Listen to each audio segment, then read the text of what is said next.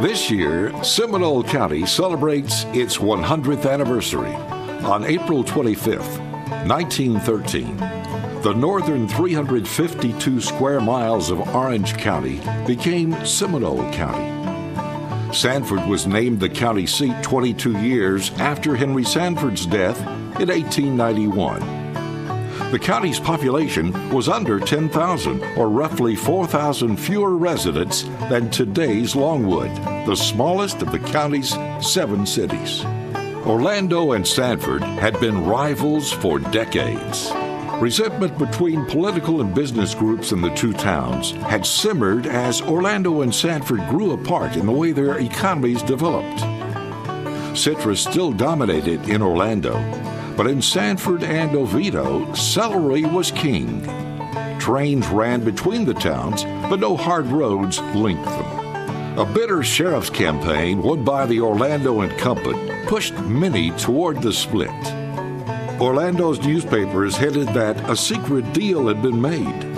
Osceola County already had broken away from Orange.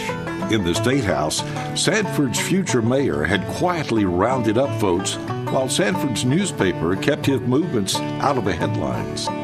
The legislature passed the bill with only a handful of votes in opposition. The night after Governor Park Trammell signed the bill creating Seminole County, residents celebrated with bonfires and firecrackers. Orlando newspapers finally accepted the split. One editorial wrote, "Let Orlando and Sanford shake hands and let the two counties set the example to the state for development." So it is that we take note of Seminole County's heritage, from its origin as a place of sanctuary for its namesake Seminoles, as well as a destination for the generations to follow. Good afternoon.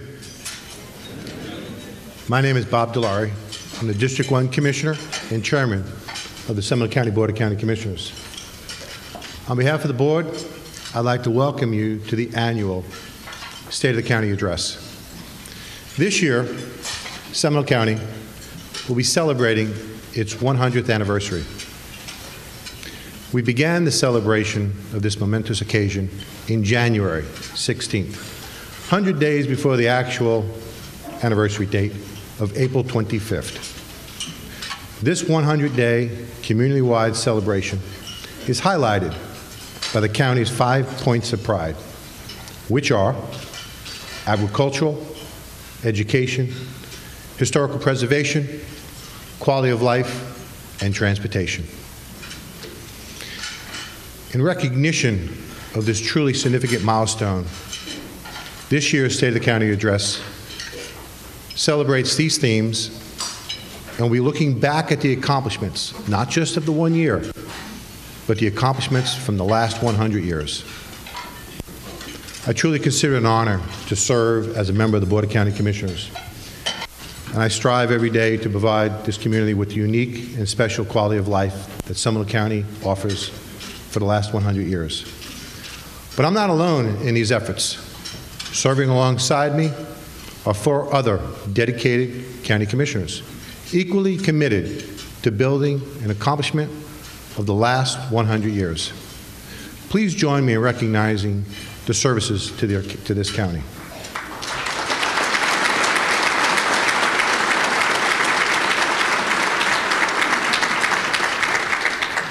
The District 1 Commissioner, if I may point out, Commissioner and Vice Chairman John Horan.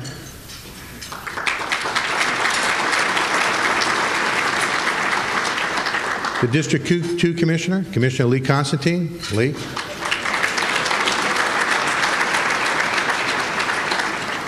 The District 4 Commissioner, Carlton Henley.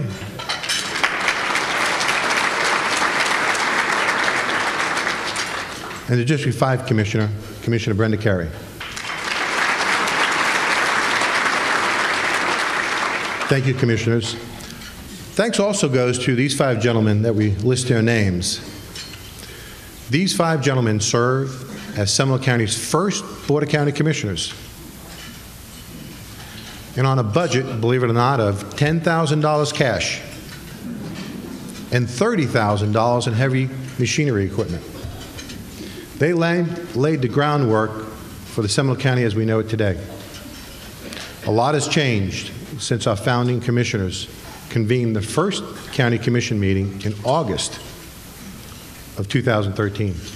I'm sorry, 1913. It's amazing how these dates you get confused. Since then, the population of the county has grown from 9,500 to over 430,000 people, resulting in a population density increase from 30 people per square mile to 1,400 people per square mile.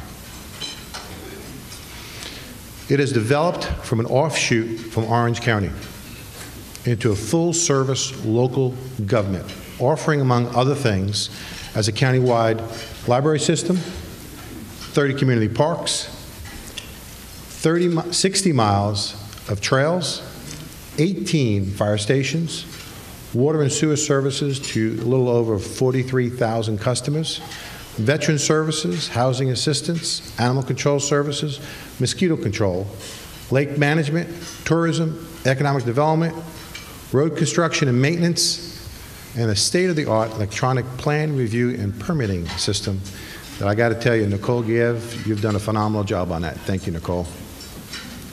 One of the most significant accomplishments in the last 100 years has been the development of the outstanding educational system.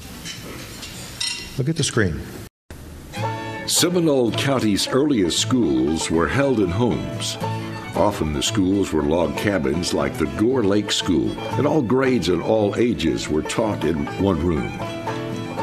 In 1913, there were only a handful of schools in Seminole County. The voters elected Thomas Willingham Lawton in 1916 to be the first superintendent of schools for the new county. He served in that post for 35 years. This red brick schoolhouse along Sanford's Oak Line 7th Street opened in 1902 as Sanford High School. By 1908, it was crowded. The brick structure graduated its last class in 1910, 6 students. The original high school became a grammar school in 1911 when a new high school opened. It was last used as a school in 1984. The next year, the U.S. Department of the Interior added the old school to the National Register of Historic Places. The old schoolhouse that for many years housed the Student Museum endures as an educational landmark and a sign of the partnership between Seminole's public schools and the University of Central Florida as UCF's Public History Center. Crooms Academy was the first high school for African American students in Seminole County. It was established in 1926 by Joseph Nathaniel Crooms, who became one of the leaders in black education in the state of Florida. The graduating class of 1929 is seen here with Professor Crooms for a celebratory picture. He served as principal until 1953. What today is Seminole State College started some 50 years ago in a few portable classrooms in an old citrus grove. Beginning in 1965 as a partnership with Seminole Public Schools, the college opened with 800 students. Seminole County also has strong connections with the University of Central Florida, just south of Oviedo. UCF opened in 1968 as Florida Technological University, with a goal of providing highly trained personnel to support the Kennedy Space Center. Initial enrollment was only 1,948 students. Florida Tech was renamed the University of Central Florida in 1978. Few counties in the state of Florida or our nation can match the Seminole County Public School successes. Our school consistently ranks at the top for reading, math, writing, and science. Newsweek's magazine ranks Seminole County's high schools in the top nation's 4%. A lot to be proud of.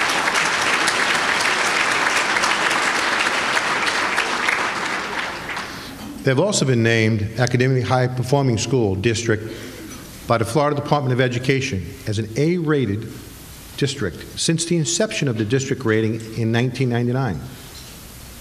Our public schools rank #1 of all of Central Florida districts, measured by the standard testing of FCATs for math, reading, and writing.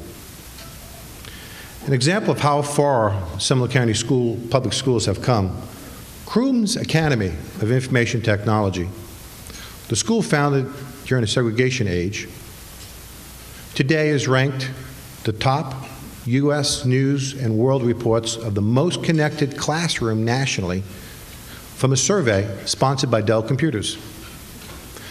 Members of the school board, both past and present, are to be commended and thanked for their achievement. So let's thank the school board. Thank you.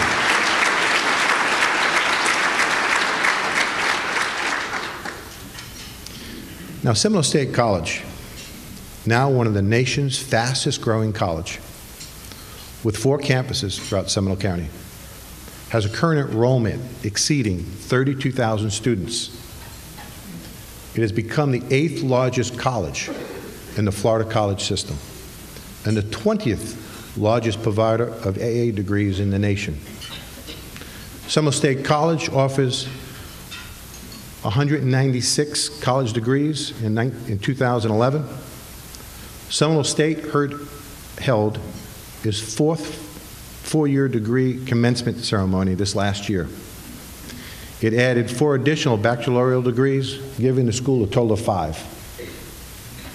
Last year, Seminole State also had the largest number of graduates of college in the 47-year history, over 4,500 graduates for the year 2011 and 12. Thank you, Ann.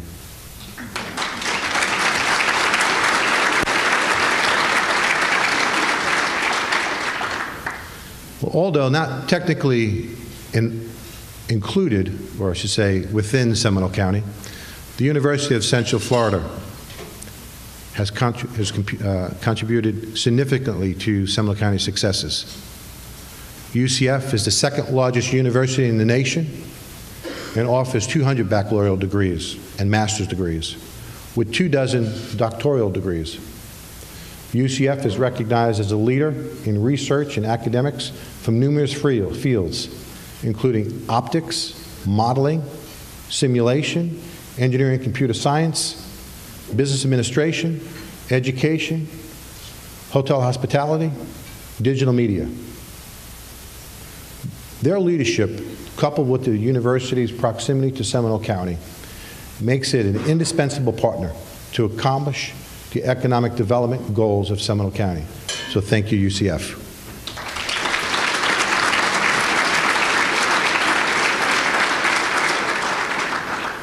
You can see why this is truly a regional partnership.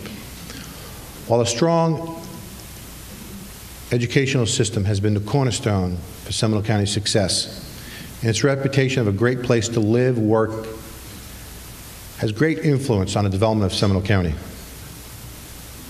The landscape has evolved of the county's transportation system. Let's see what's happened over the past 100 years. We now flash back to 1880, when former President U.S. Grant, on a trip through Florida, arrived by steamboat at Sanford's docks. He was the guest of honor, invited to turn the first shovel of dirt for construction of the South Florida Railroad. By late morning on January 10th, 1880, Sanford brought Grant to the site where work was to begin on the rail tracks to connect Sanford and Orlando. Newspapers across the nation carried the news. Henry Sanford made sure of that.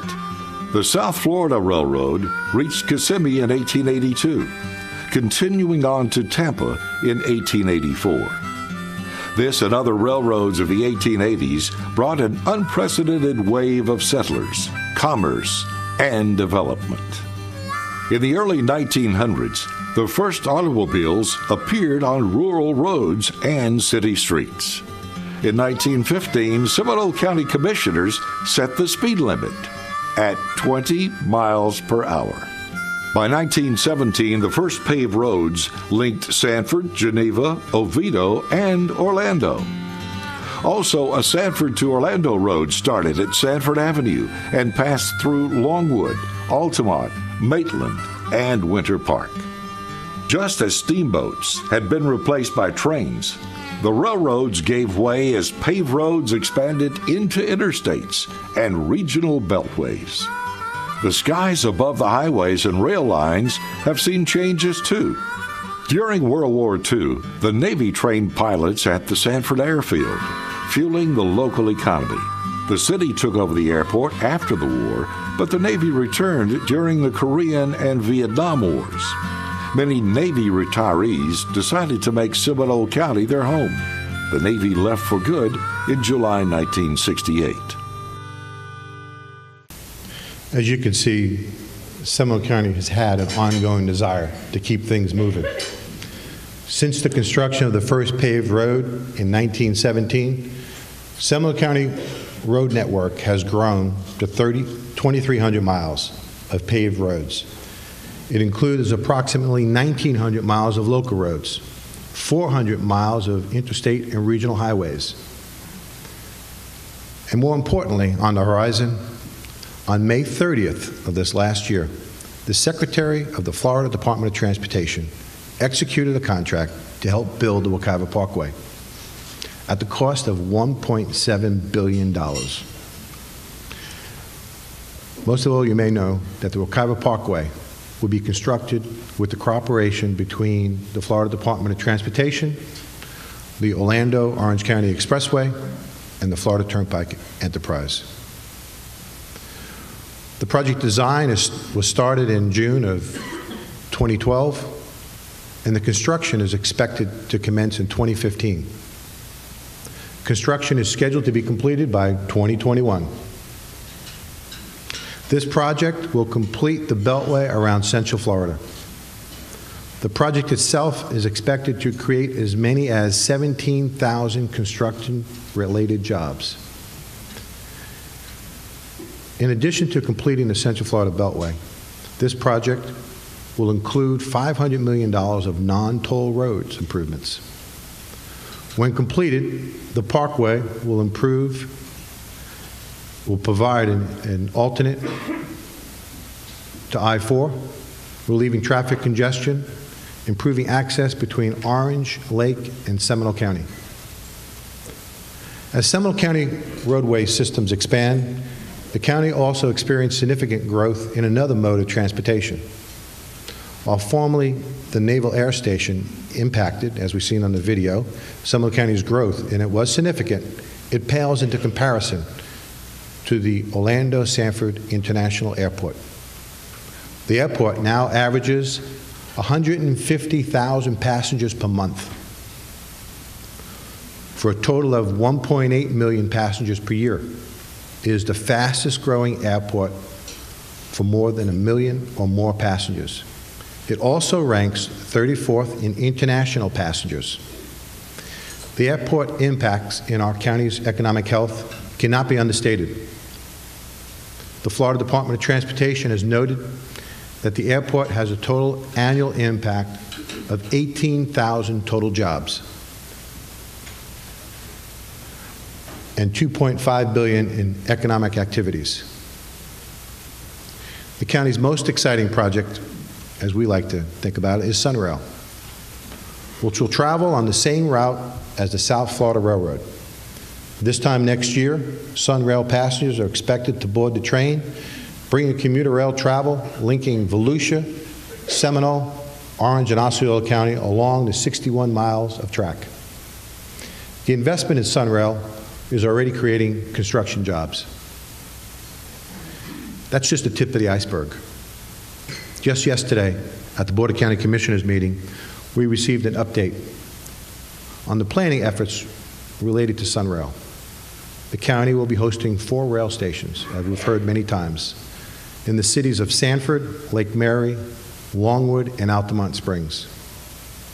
We've been given a look at the exciting development opportunities of SunRail. It's important, as transportation benefits of SunRail will begin, those benefits are very significant. Even more important is the critical economic development potential that transit-oriented development will bring to SunRail and to Seminole County and Central Florida. It is anticipated that the construction and operation of SunRail will create 1,600 jobs and millions of dollars of sales tax revenue. These figures pale into comparison to the estimated economic benefit associated with transit-oriented development. While education and transportation systems have helped to define Seminole County over the last 100 years, the three words that always come to mind in conjunction with Seminole County has always been, for me, quality of life. Seminole County has much to offer the citizens and visitors alike. In addition to being Florida's natural choice, Seminole County historically has been welcoming the environment for cultural development as well.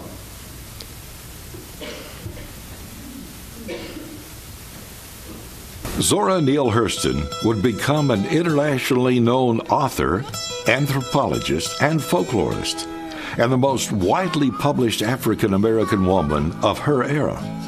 Her life is celebrated at Edenville's Zora Neale Hurston Festival. What is less widely known is the influence of another Hurston home, Sanford. Zora's first novel, Jonah's Gourd Vine, was loosely based on her father, Baptist minister John Hurston, whose preaching took him to many Florida towns, including Longwood, Oviedo, and Sanford. She wrote the novel while living in Sanford. Zora borrowed money to mail the manuscript. She was evicted on October 16, 1933, the same day she received a telegram accepting her work for publication. Zora described that day in her autobiography. She writes, "That afternoon, a Western Union messenger handed me a wire.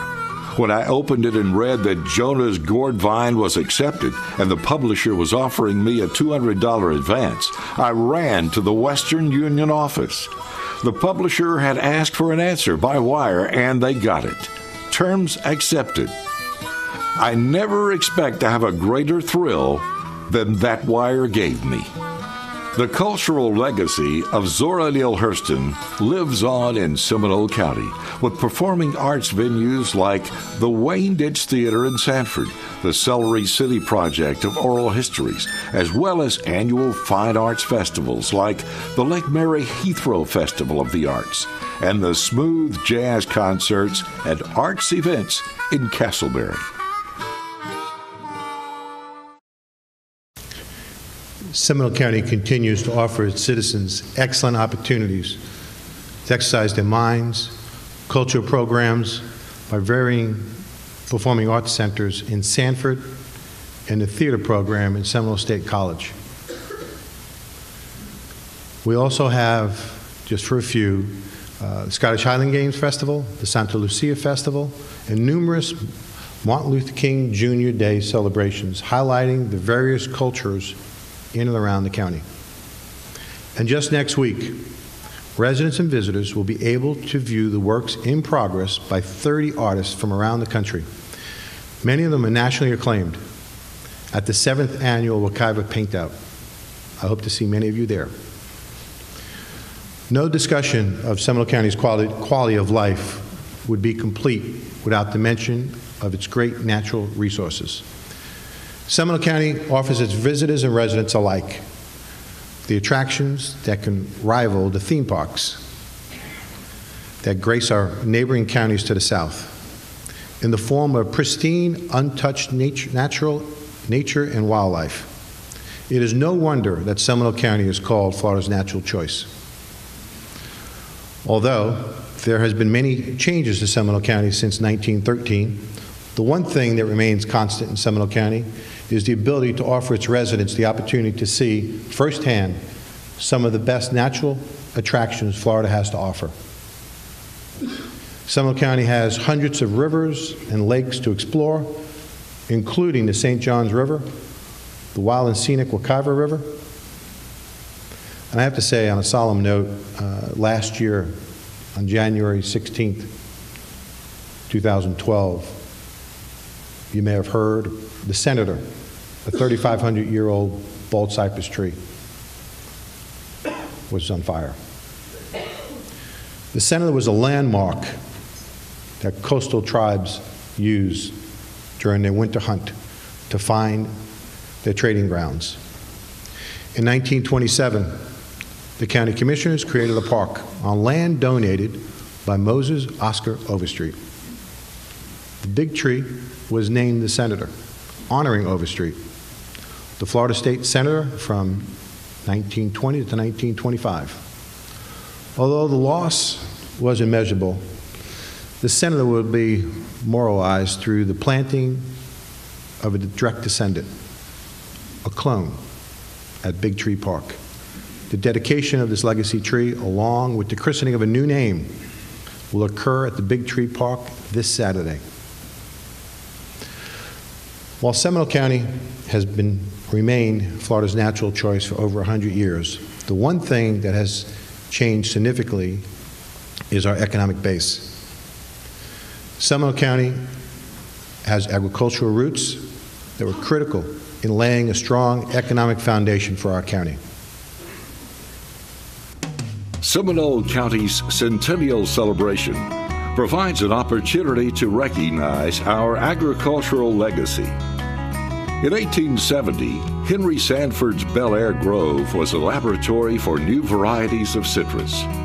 He's considered the founder of Florida's modern citrus industry. Celery was king in Sanford from the turn of the century to the 1980s. Sanford farmers grew and shipped so much celery that it was called the celery capital of the world. In the early 20th century, where there were pine trees in Seminole County, there were turpentine camps. It took 11 buckets of pine gum to fill one large wooden barrel. A single pine tree might produce as much as 8 or 9 quarts of gum. Trees like pine and cypress were also prime lumber sources. Sawmills grew up in Markham, Altamont Springs, and Geneva to cut and mill lumber. Seminole County was also known for an often overlooked plant, the asparagus plumosa fern. Used by florists worldwide in decorating for banquets and weddings, the towns of Castleberry and Fern Park bear testament to these past industries. Although Central Florida has moved away from agricultural jobs, agriculture still represents a $465 million economic contribution to Seminole County today. Until the early 1960s, Seminole County remained rural. With the construction of Interstate 4 and the opening of Disney World, Seminole County evolved into a bedroom community. Altamont Springs emerged in the 1970s as the first city to take advantage of economic growth opportunities with the opening of the Altamont Mall. Heathrow and Lake Mary have become home to the American Automobile Association's world headquarters and other office towers, corporation office parks, hotels, and industries along the interstate. Partly spurred by the University of Central Florida and the growth of spin-off research parks and the demand for new homes for their employees, plus construction of the Central Florida Greenway, the once farm town of Oviedo has been one of the county's fastest growing cities. Seminole County has several advantages that allow it to retain much of what has made its first 100 years a success. And our county has continued to grow. We actively recruit new businesses. In 2012, our economic division assisted 12 businesses as they expand or relocated to Seminole County. These projects collectively created over 580 new jobs, resulting in $15.5 million in new capital investments, and provided $33 million in new wages to support Seminole County's economy. Our efforts are truly paying off. And I have to say that if you've either lived under a rock the past couple of weeks or haven't heard, I'm pleased to re-announce that Verizon is here.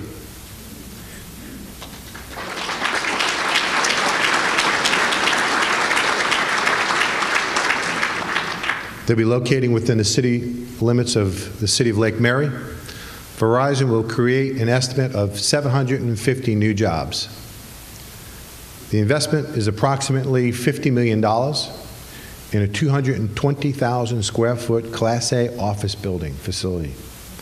Operations will commence this year, 2013, in a temporary lease office space. Verizon will construct a new building, adding to our economic base. It is my great hope that we will continue to make similar announcements, and let's make several announcements like this next year at the next State of the County address. It's a lot to be proud of. While I've taken a different approach with this year's State of the County address, reviewing the last 100 years, opposed to just the preceding year, no State of the County address would be complete without at least mentioning some of the county's current fiscal outlooks. A quick look of our accomplishments over the last year. The county's fiscal year for 2012 and 13, our total budget is $780 million for all county operations. Your county commission have taken great pains to ensure that our budget reflects our revenue and that we do not live off of our savings, something I wish the federal government would do. The foundation for the county's budget process includes the following guiding principles: no new taxes or increases to tax rates, continuing to right-size the workforce, continuing to reduce operational costs where possible, responsible use of our reserves. An unincorporated homeowner in Seminole County will see an average reduction of $71 in property taxes paid to the county compared to last year. In fact, on average, a homeowner is paying 20% less, $500 of fewer taxes to be paid to the county than they paid in fiscal year 2007 and 8. And while we have maintained our fiscal strength, we've still been able to maintain our high level of services to our citizens. As you can see, it's been a great 100 years. Seminole County has several attributes that permit it to continue to build on much of what has made the 100 years a great success. That is, our outstanding public schools, thank you. Expanding colleges and universities, thank you. Educated workforce, preservation of our natural lands, economic development, superb quality of life, fiscal conservatism, a dedicated long commitment to countywide land and transportation planning, all coming together to preserve Seminole County's quality of life. I hope you've enjoyed this brief look at the last 100 years of Seminole County and our 5 points of pride. Before I close, I'd like to express my gratitude to all those who've assisted in the preparation of this presentation. Most particularly, I'd like to single out a gentleman by the name of Jim Robinson. Jim is the author of the Centennial souvenir book, celebrating the century of success. It was a great resource for this presentation today, as well as an outstanding Centennial Minute clips that you can see on our 5 points of pride on our county website. These clips can be viewed on our YouTube site. Jim's book was also sponsored by the Sanford Airport Authority. We need to thank them. And will be available on April 1st. I would like to encourage you all to reserve a copy through the Seminole County Historic Society. This year, our Centennial celebration provides us with a look into the past, allowing us to better understand how we've become an outstanding county and a community that we call home today. I'm here to assure you that the Board of County Commissioners is focused on doing what is needed to guarantee you that Seminole County will continue to be a great place to live, work, and play for the next 100 years and beyond. Thank you for being here. God bless, and have a great day.